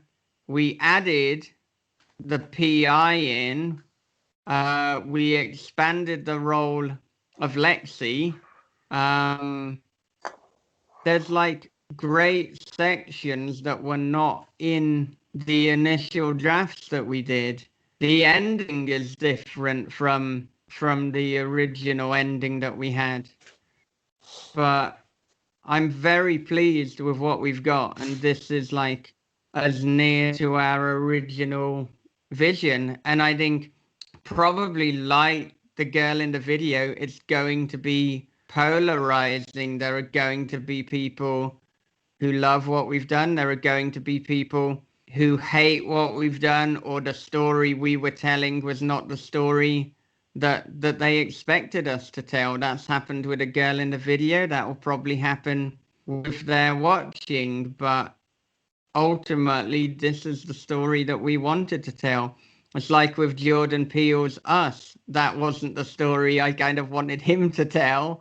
I wanted it to focus more on that family dynamic that you have in the first act. I thought when it became more a slasher film, it became a little bit more boring, and I wanted more of the characters and the family. But you know, that's what he wanted to do, and actually he did it very effectively. It just wasn't quite what I expected.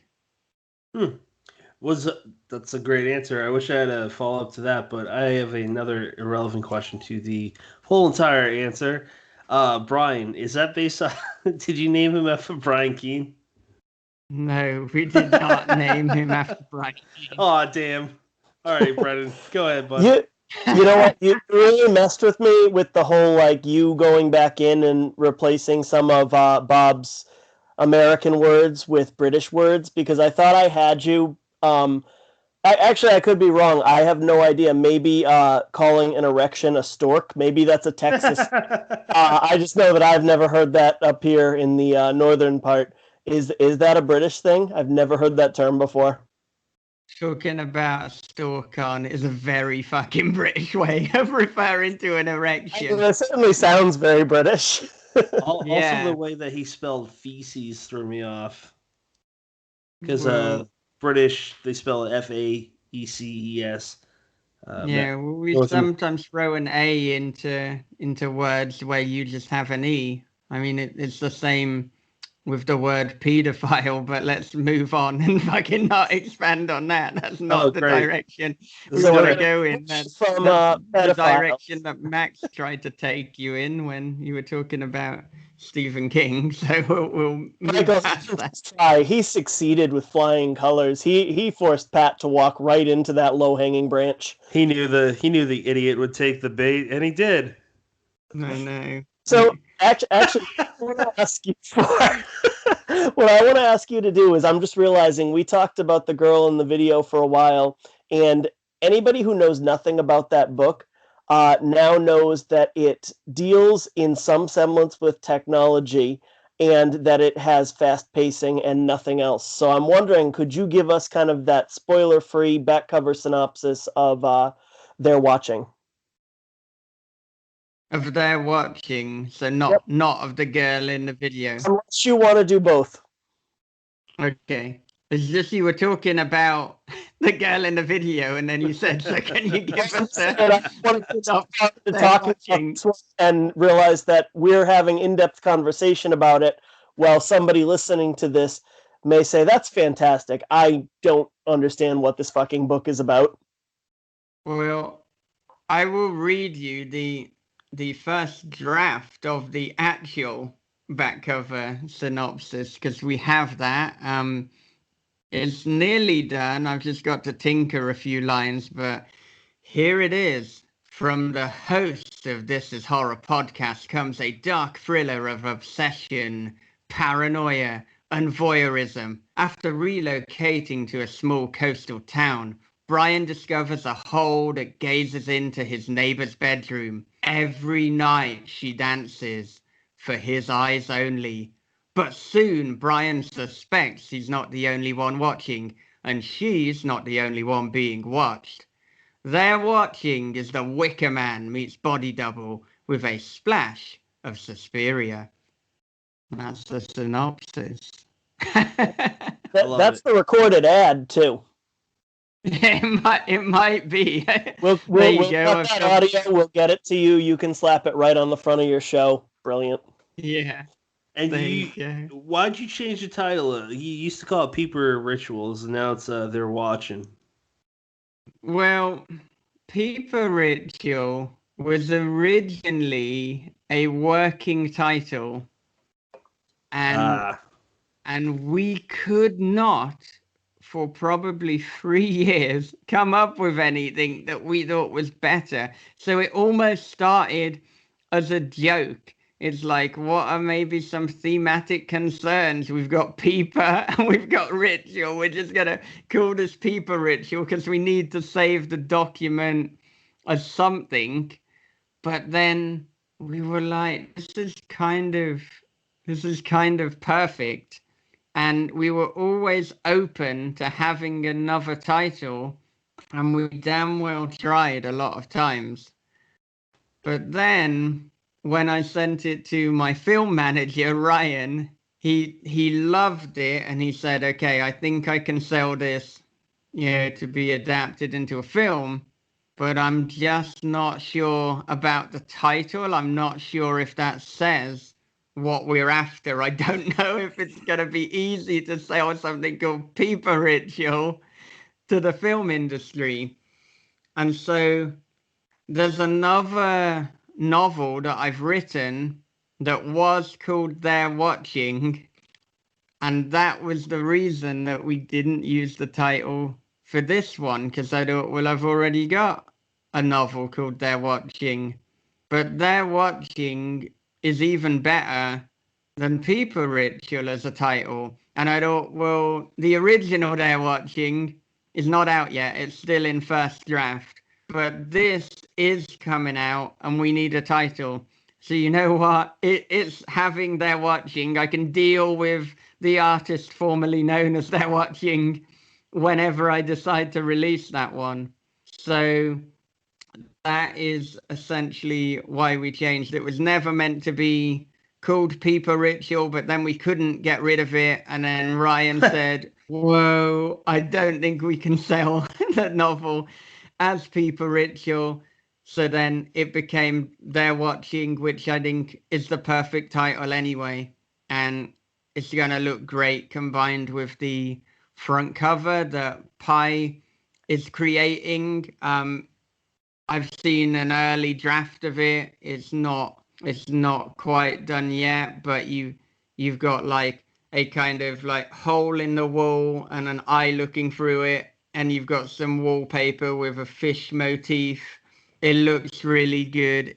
It probably doesn't sound as good as it looks, but if you've seen Pi's art for the girl in the video, house at the bottom of a lake, the visible filth, the Elvis room, he's a fucking good artist. It's in safe hands. Yeah. Yeah, Brennan. I was gonna say most definitely. Like, you say, oh, that I'm not doing it justice. I'm not describing it well. But again, just being familiar with that artwork of Girl in the Video, with how much it pops. And House at the Bottom of the Lake is one of my favorite covers. Just absolutely, completely nailed down. So I have utter faith that this one will be equally kind of held up there. So is that out on October 31st, like that day, or is it just around then? We are certainly aiming for it to be out on October the 31st. That is the plan. I have never cut a release date so fine. Normally, I would have like months of build up, but it just seemed too perfect not to release it for Halloween. So unfortunately, in this COVID landscape, timescales and things are a little bit of a lottery and are forever changing. But assuming that things aren't delayed because of COVID, like logistically in terms of printers and distributors, then that should be coming out on October the 31st. It will be available as paperback and ebook. And then early next year, there will be an audiobook narrated by R.J. Bailey, who was the narrator that you praised on The Girl in the Video. And he also did Water for Drowning, the Ray Cluley novella that we put out. So actually, Patrick, if you enjoyed The Girl in the Video narration, I think you'd really enjoy Water for Drowning as well. Yeah, by Ray Cluley. I definitely want to check that out, man. Yeah.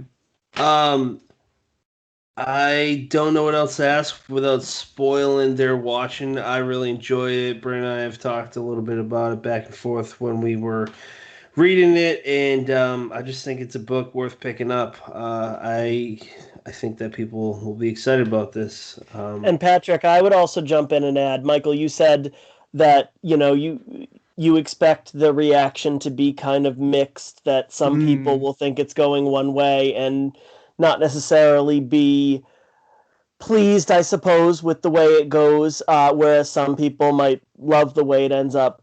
What I kind of liked about it is I had absolutely no freaking clue where the hell it was going at any given point. Yeah.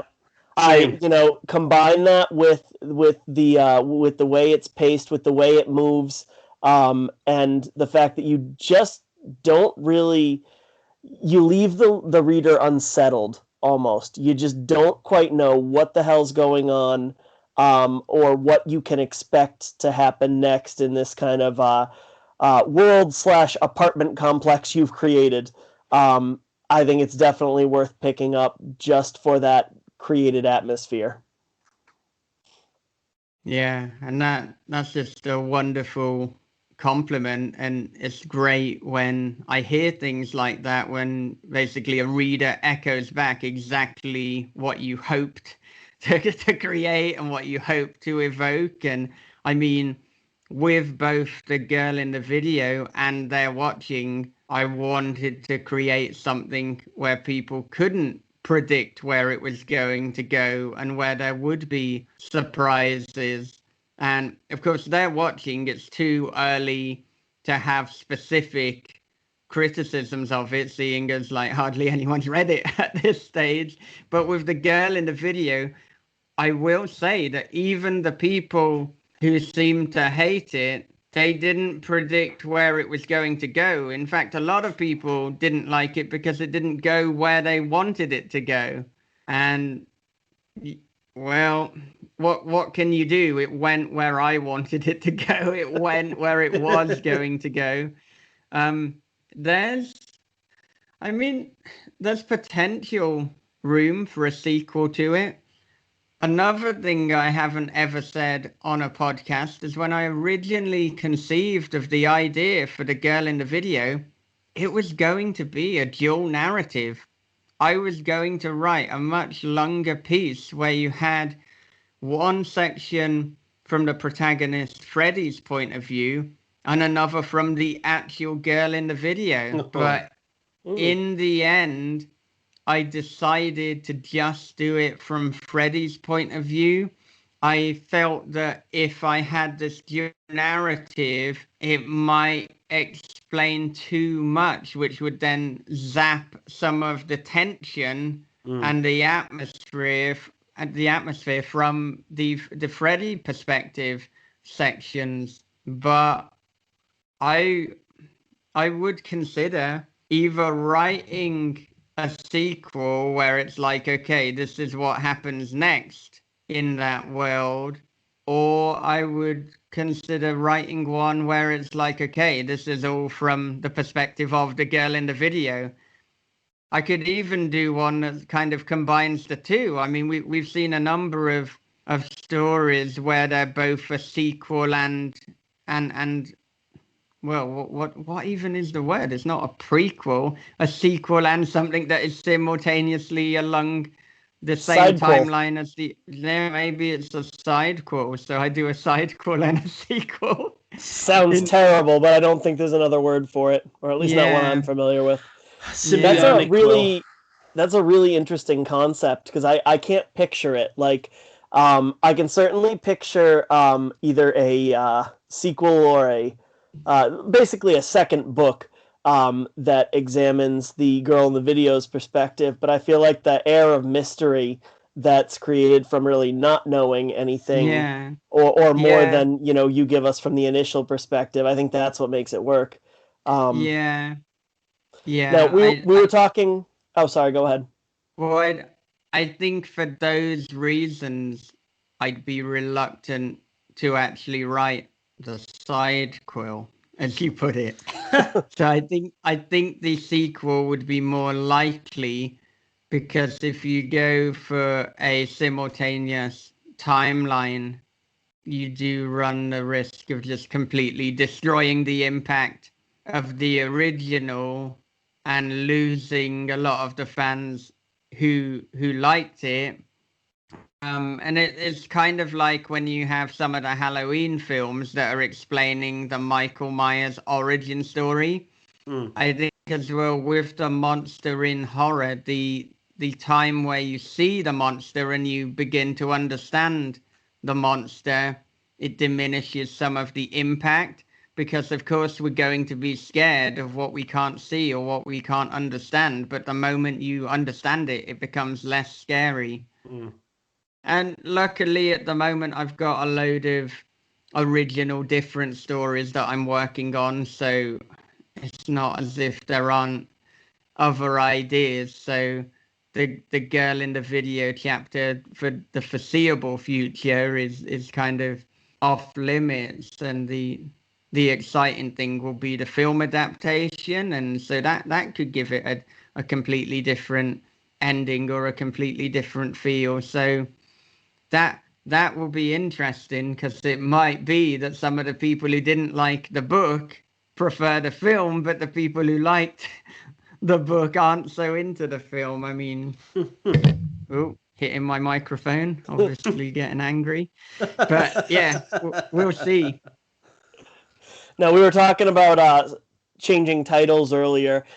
We heard from an anonymous source that the original title for the girl in the video was The Girl in the Videotape. Is that true? Yeah. It is? Videotape? I knew as soon as you said anonymous source and original title that it was definitely going to be the videotape. There was an ongoing joke with me and Max Booth there, who may or may not be your anonymous source. That I can't reveal that.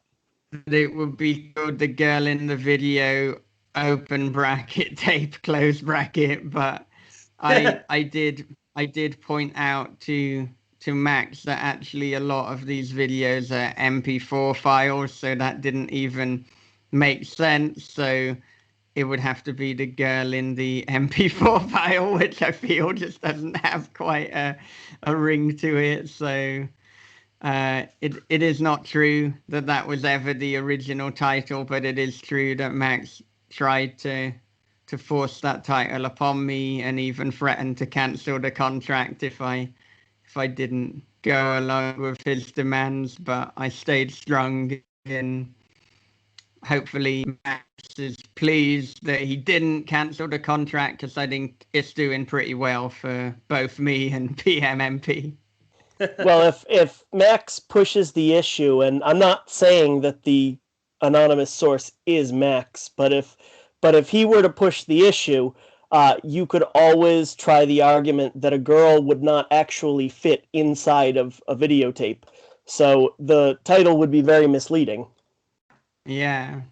I mean, unless you made a very, very big tape or a very, very small girl, I suppose. But I don't know if I don't even think a baby could fit inside a videotape. So I think you'd have to go the route of making the tape bigger, but then you'd have to make like a massive VHS machine. It seems a lot of hassle for an obsolete medium just to have a title. Also, I would argue The Girl in the Videotape exists. It's a film called The Ring. It's a book called Ring by Koji Suzuki. That is The Girl in the Videotape. This is a girl in a video on the internet. MP4 file. It just sounds like a porno. Well, and regardless of that last comment, I think we can all agree that the logistics of The Girl in the Videotape are very confusing to the average reader, and the title it's released under certainly works. Well, I'm glad to hear that you think so. So I'm on your side, man. Closed then. So, Michael, it's been a pleasure. We've taken up an awful lot of your midday, I think. Our evening, your midday. Where can people follow you? Well, you can connect with me on Twitter at Wilson the Writer. You could check out my website, michaeldavidwilson.co.uk. If the .co.uk is too confusing for American listeners, I also own .com, so you can do that one too. And you can listen to This Is Horror Podcast. You can listen to it on all mediums, Apple Podcasts, Spotify, Overcast, wherever you get your podcasts. So connect with me there. Listen to the show. Interviews with Chuck Palahniuk, Joe R. Lansdale, Ellen Datlow, Victor Lavelle. I'm not going to list everyone. We've done over 350 episodes. Michael, we appreciate your time. It really is a pleasure talking to you. I love talking to you off air. I love talking to you on air. We want to have you back. Hopefully you and Bob can come. We can figure that out sometime. And for all listeners listening to this episode, this is part 1 of the first Halloween special for Dead Headspace. Bob Pastorella will be on part 2. There's a 2-part special. What he will say, not sure. We'll find out. Michael, thank you for joining us, sir. Please check out... Well, I really don't have to say please. If you don't know This Is Horror, I guess you're not much of a horror fan, because that is the #1 source, in my opinion, for horror fiction Brendan, thank you for joining me, as always, as my co-pilot. Listeners, I hope you have a good time, good day, good morning, good anything. Thank you, Michael. All right. Thank All you. right. Have a great day. What a terrible way to end that on my part. You just Joe Biden to the horror community. He said, "If you don't listen to This Is Horror, you ain't horror." Yeah. I was very, very passionate about that. If you don't listen to This Is Horror, go fuck yourself.